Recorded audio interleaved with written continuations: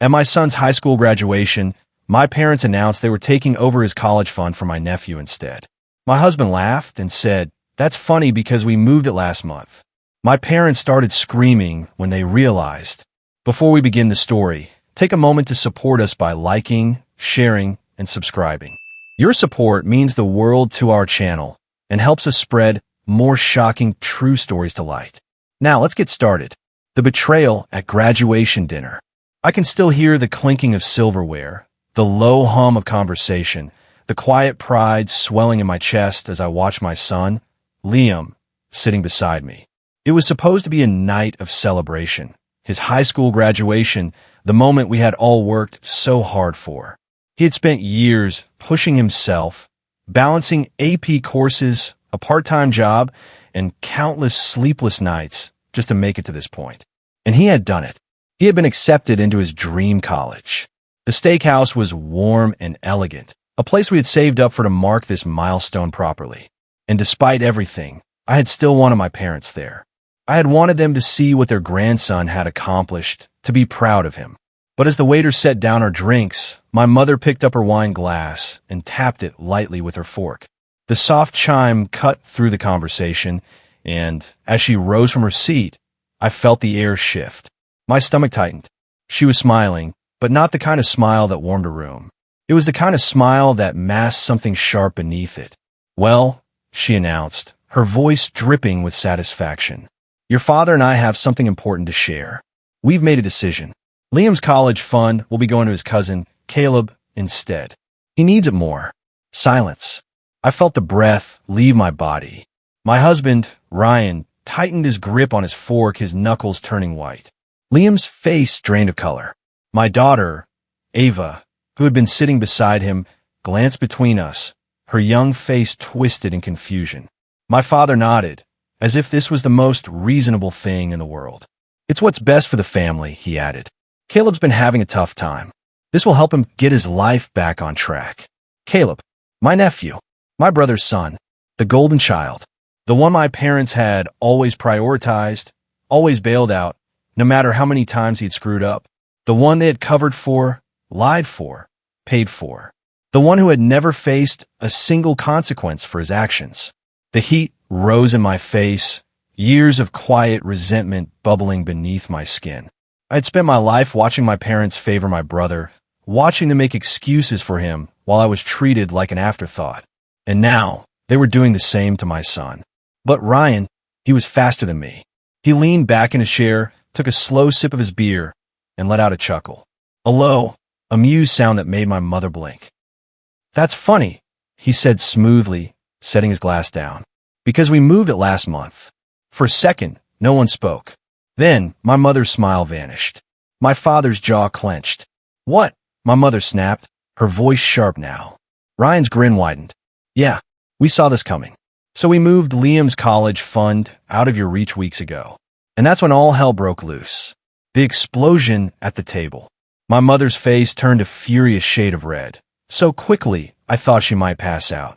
"You had no right," she shrieked, her voice piercing through the restaurant's quiet hum of conversation. Heads turned. Other diners glanced our way, curiosity flickering in their eyes. My father slammed his hand on the table, making the silverware clatter. "You can't do that," he barked. "That money was meant for family." I finally found my voice, my hands trembling as I gripped the edge of the table. "Liam is family, and that fund was his. You had no right to decide otherwise." My mother scoffed, shaking her head as if I were the one being unreasonable. "Caleb needs this," she hissed. "You know how hard things have been for your brother. We're trying to fix things for him, and you are ruining it." And just like that, it all became clear. They had never planned for that money to be Liam's. Not really. They had been waiting for the right moment to swoop in and claim it for Caleb. I glanced at Liam. His hands were clenched into fists on his lap, his jaw tight. He had grown up knowing that his grandparents favored his cousin. But this was different. This was proof, undeniable and brutal, that in their eyes, he didn't even matter. Something inside me cracked. "Fixing things?" I repeated, my voice shaking with barely contained rage. "You mean the way you fixed things the last time Caleb stole from us? Or or the time he got arrested and you paid off the charges, or when he wrecked my brother's car and you bought him a new one. My father growled, his face darkening. That is not the same thing. Caleb has been struggling. Your brother is a single father doing his best, and I'm a mother doing my best.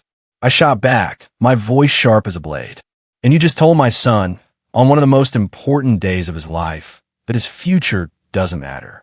That you were stealing his chance at the life he worked so hard for. My mother rolled her eyes, her expression full of exasperation, as if I were overreacting. Oh, please. Liam can take out loans like everyone else. That was it. That was the moment I knew there was no coming back from this. Liam stood up so fast his chair scraped against the floor. His voice trembled, but it was steady, strong. You know what? I don't need anything from you. I don't need your money, and I definitely don't need you in my life. Ryan stood too, placing a firm hand on Liam's shoulder. Let's go, he said, his voice calm but unwavering. We don't owe them another second of our time. I stood up last. My heart was pounding, but my voice was eerily steady. This was your last chance. You have shown us, again and again, who you are.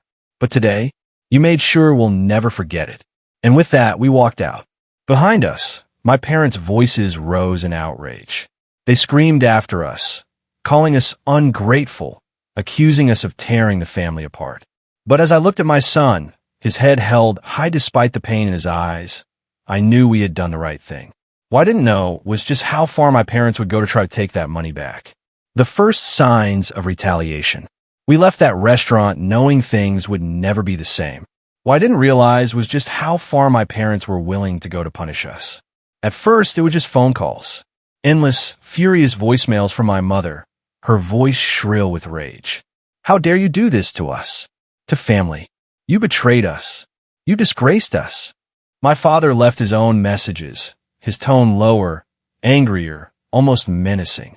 You'll regret this. And then there was my brother. He hadn't said a word at the dinner, just sat there, watching, waiting. But 2 days later, my phone buzzed with a single text from him. I don't know what's going on, but Caleb needs that money more than Liam does. You're being selfish. That was it. No questions. No attempt to understand. Just an accusation. I didn't reply. I thought that was the end of it. I was wrong. The attempted theft. A week after the disastrous dinner, Ryan got a call from our bank. I was in the kitchen when I heard him say, "Excuse me? What withdrawal?" I froze. My stomach clenched.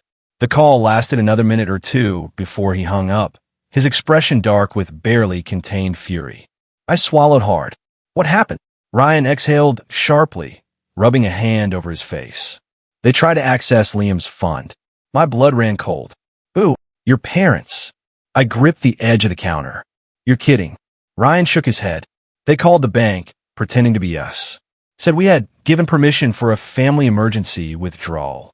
Asterisk. I couldn't even breathe. Did the bank let them? Asterisk. No. Ryan's voice was tight. The bank flagged it. Said something fell off and called me first. The audacity. The sheer nerve. I didn't even hesitate. My hands were shaking as I grabbed my phone, scrolled to my father's number, and hit dial. He answered on the second ring. You actually tried to steal from us? I hissed, my voice trembling with fury. What the hell is wrong with you? My father didn't even sound guilty. You left us no choice. Asterisk. I let out a bitter laugh. No choice. You wouldn't have had to do anything if you had just accepted that the money was never yours to take. Asterisk. We're only doing what's right. He snapped. That money was meant for family. Asterisk. Liam is family. I shouted. Then my mother's voice cut in, cold and smug. You think you did all of this on your own? I gritted my teeth. What are you talking about? You think we never put anything into that fund? My entire body went still. You never gave a single cent to Liam's fund. Asterisk. You're remembering wrong, my father said smoothly. And if we take this to court, I guarantee they'll agree that we have a right to it. Asterisk. The room seemed to tilt. My blood turned to ice. Ryan must have seen the look on my face because he stepped closer, his voice low and firm. They don't have a leg to stand on. Asterisk. But I wasn't so sure. Because my parents were liars. Manipulative, bold-faced liars. And if they were willing to go this far, what else were they planning? The lawsuit. 3 days later, we got our answer. I pulled into our driveway and noticed a thick envelope sitting on our doorstep. The second I saw the return address, my stomach dropped. It was from a lawyer. I rushed inside, my hands shaking as I tore it open. Ryan was in the living room. "What's that?" I scanned the first page, then the second. By the third, my hands were trembling too hard to hold the paper steady. "They're suing us," I whispered. Ryan's head snapped up. "What?" My voice grew shrill. "They're claiming they co-funded Liam's college savings and that we illegally transferred the money without their consent." Asterisk. Ryan stood up so fast his chair scraped against the floor.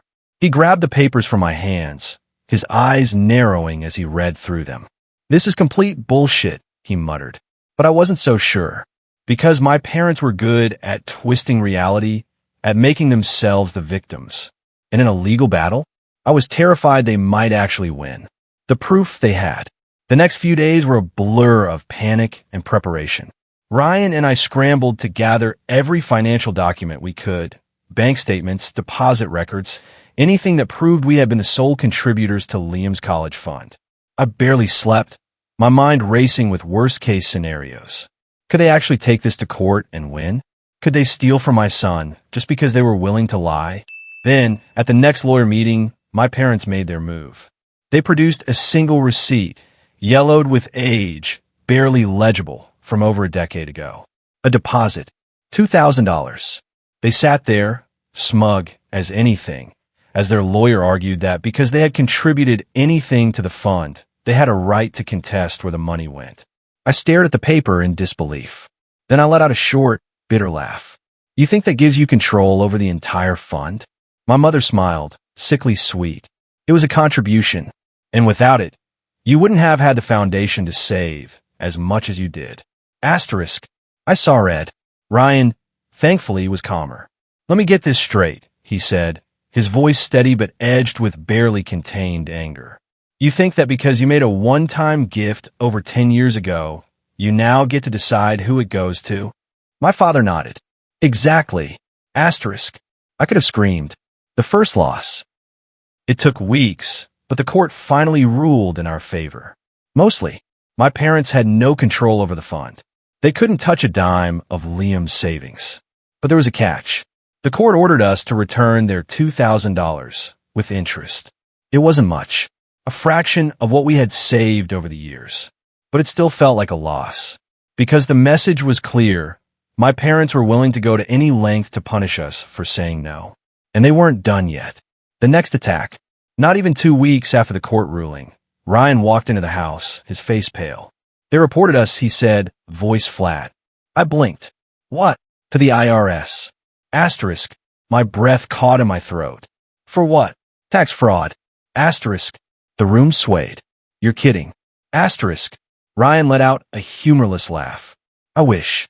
They told the IRS that we've been hiding money and misreporting funds for years." Asterisk. I gripped the counter. "This is insane." Ryan nodded grimly. "Yeah, and now we're under investigation." Asterisk. That was the breaking point. This wasn't just about money anymore. This was war. The IRS investigation. The letter arrived first, cold, formal, terrifying.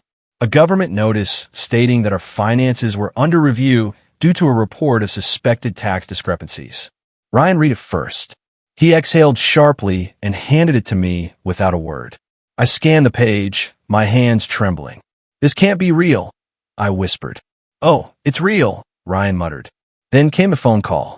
A polite but firm IRS agent explained that an anonymous tip had flagged us for hidden assets and fraudulent fund transfers. We knew exactly who was behind it, but proving it? That was another story. For the next few weeks, we were drowning in paperwork. Years of tax records, bank statements, transaction histories. Every deposit, every withdrawal, every dollar we had ever moved had to be accounted for. We were lucky. Our finances were clean. But that didn't mean the investigation would be easy. The worst part? It affected Liam's financial aid.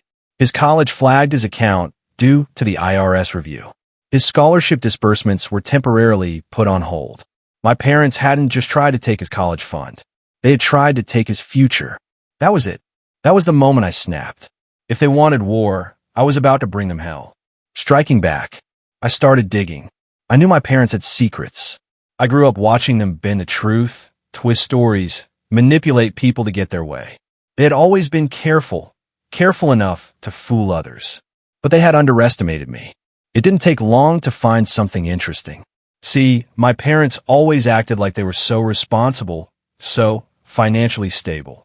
But what they didn't know was that years ago, Ryan had helped them set up a rental property investment. He had handled the paperwork, the tax filings, everything. And guess what? They had been underreporting their rental income for years.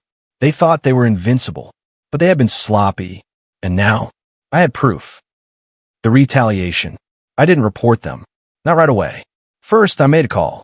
My mother answered on the second ring, her voice smug. "Oh, so you're finally ready to apologize?" I almost laughed.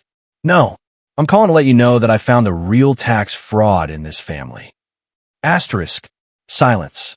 Then a scoff. "What are you talking about?" "Your rental income," I said coldly.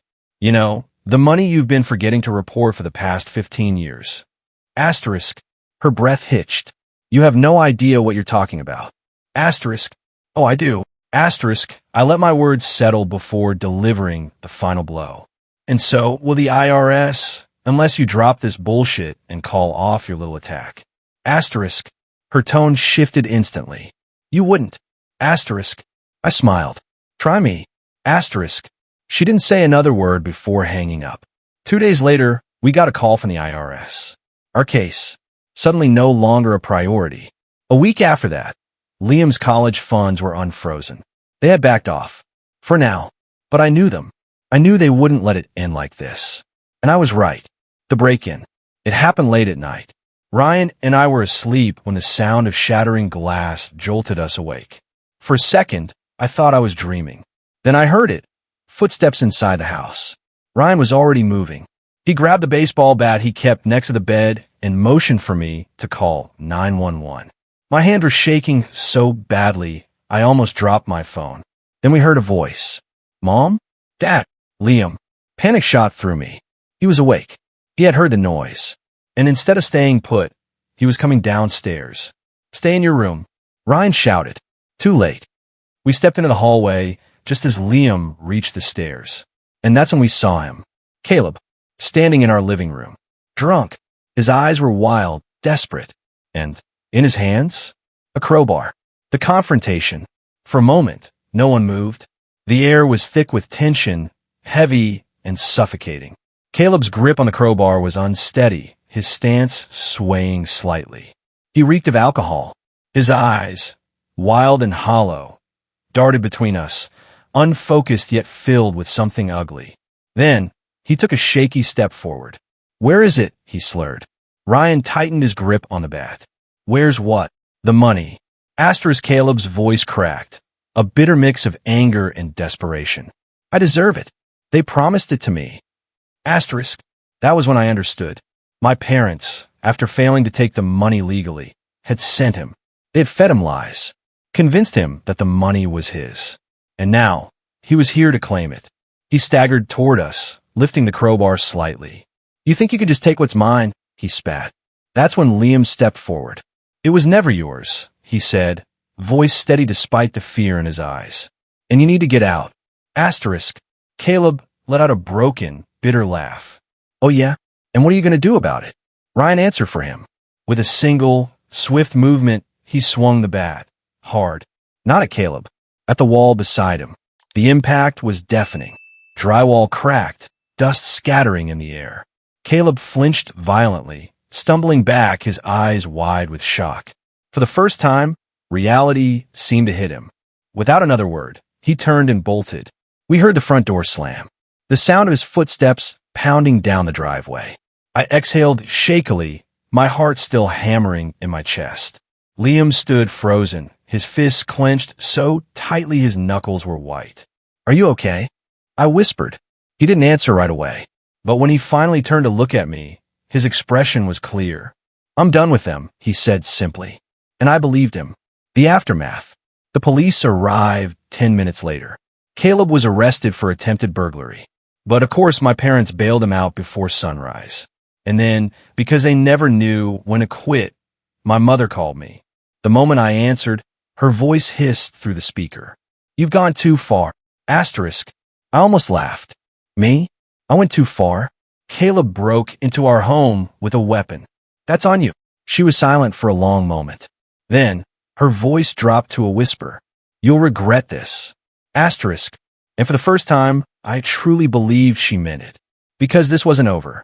Not by a long shot. The final showdown. 2 weeks after the break-in, my brother called. We need to talk, he said, his voice exhausted. It's gone too far. Mom and Dad are a mess.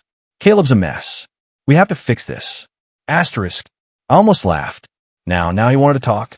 After sitting back while our parents tried to steal from Liam, after watching them manipulate Caleb into thinking that money was his. But Ryan, ever the rational one, convinced me. Maybe this is our chance to end it, he said, to get some real answers. Asterisk. So, against my better judgment, I agreed. The meeting was set for Sunday, at my parents' house. Walking into that house felt like stepping onto a battlefield. Ryan and I arrived first. Liam refused to come. I'm done with them, he had said, and I didn't blame him. My parents were already sitting in the living room. Their expressions were cold, stiff. My mother's lips were pressed into a thin line. My father wouldn't even look at me. Then my brother arrived, and with him, Caleb. I tensed immediately. He looked different, gaunt, hollow-eyed. His usual cocky arrogance was gone, replaced by something fragile. My mother gestured for us to sit. I stayed standing. Let's just get this over with, I said. My brother sighed. Look, we all screwed up. Asterisk. Ryan scoffed. We screwed up. I didn't mean it like that, my brother said quickly. I mean, this isn't what Mom and Dad wanted. Asterisk. I let out a bitter laugh. They wanted to steal from my son. They wanted to use Caleb to break into our house. So please, tell me, what exactly did they not want? That's when Caleb spoke. His voice was hoarse. I didn't mean to hurt anyone, he muttered. I thought it was mine. Asterisk. His words made my stomach turn. You thought it was yours? I asked carefully. Why? Caleb swallowed hard. Then, he looked at my mother. And that's when I saw it. The guilt. The way she refused to meet my eyes. Ryan saw it too. He leaned forward, his voice dangerously calm. Tell us, Caleb, why did you think it was yours? Caleb hesitated. Then, his eyes darted back to my mother. And that's when it hit me. Oh my God, I whispered. You told him, didn't you? My mother flinched. I turned to Caleb, my heart pounding. Asterisk, they told you it was already yours, didn't they? That Liam's fund wasn't just being given to you, but that it was yours all along. Caleb's face went pale. His eyes darted between his parents, desperate for some kind of denial. But my mother spoke first. Her voice was sharp. We had to. Asterisk. You had to. I repeated, stunned. He was struggling, she snapped. Your brother was struggling. We had to give him hope. I couldn't believe what I was hearing. So you lied to him, I said, my voice shaking. You told him his entire future was secure by money that was never his. My father finally spoke, his voice sharp. What does it matter? You had plenty. A house. A stable life. Caleb had nothing. What kind of sister are you to sit by while your own nephew suffers? And that did it. Something inside me snapped. I took a step forward, my hands trembling with rage. What kind of parents are you? I hissed. You have 2 children, but you've spent your entire lives treating me like I'm second class while he... Asterisk, I pointed at my brother, who shrank under my glare. Got everything handed to him. Asterisk. My mother stood abruptly. We did what we had to do. Asterisk. Spot. You did what you always do. You chose him over me. And this time, you got caught. Silence. Caleb was shaking his head. You lied to me, he whispered. His breathing grew uneven. You swore I wouldn't have to worry about college. That I was set. He looked at my dad. And you knew. My father's silence was answer enough. Caleb let out a bitter, shaky laugh. Then he turned to me. His voice broke. I'm sorry. Asterisk. And for the first time, I saw it, the realization, the regret. He turned and walked out. I didn't stop him. And as for my parents, I looked them in the eyes and said, we're done. Asterisk. And this time I meant it. Cutting ties for good. My parents ranted. They raved. They accused me of being dramatic, of overreacting. They called me ungrateful. They said I was tearing the family apart. I simply stood there, letting them spew their venom, until finally I exhaled and said the last words I would ever say to them. We're done. Asterisk. And this time, I meant it. Ryan and I turned and walked out of that house, the weight of decades of resentment lifting off my shoulders with each step. My brother tried once, just once, to reach out after that day. He called a week later. His voice was quieter than usual, lacking its usual conviction. I'm sorry, he admitted. I let things go too far. I believe Mom and Dad too much. I should have stopped it. I finished for him. Spoken up. He sighed. Yeah. Asterisk. But I wasn't ready to forgive him. Maybe I never would be. Surprisingly, Caleb stayed out of trouble after that. He got a job, took classes at a community college. Was it guilt? Shame? A wake-up call? I don't know. I don't care. I just hoped, for his sake, that he had finally learned. Moving forward. And as for Liam, he went to college. His college. The one he earned. My parents never saw a dime of that money. And they never saw us again either. I won't lie. Cutting off your own parents, even ones who never truly loved you the way they should have, is like grieving the dead. It hurts. It leaves a hole. But you know what? Sometimes, it's better to bury the past than to let it keep hurting you. And I chose to live. If you enjoyed this story, don't forget to hit that like button, share this video with your friends, and subscribe for more real-life family dramas. Let me know in the comments what you think about today's story. Was it fair or totally messed up? See you next one.